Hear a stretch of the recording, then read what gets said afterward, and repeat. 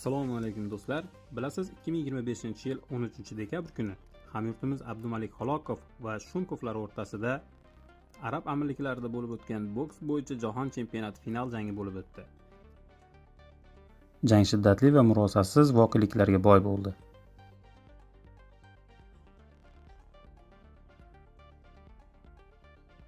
Jangdagi e'tiborga tushgan voqelik shuki, 3-raund tugashiga 55 soniya qolgan vaqtda Shumkov Xolokovning chap qulog'ini tishlab oldi.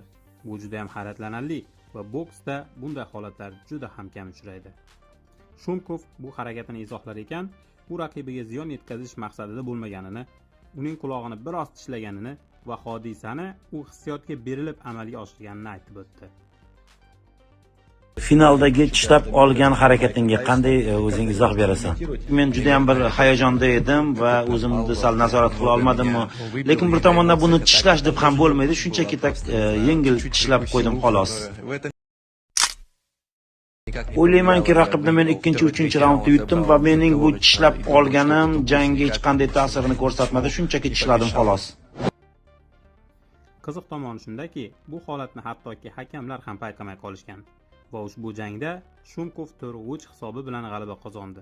Jang natijasi ko'plab muxlislar noroziligiga sabab bo'ldi. Internetda muxlislar hanuz holatga o'z fikrlarini bildirib kelishmoqda. Xo'sh, siz qanday fikrdasiz? Kommentlarda bu haqida yozib qoldiring.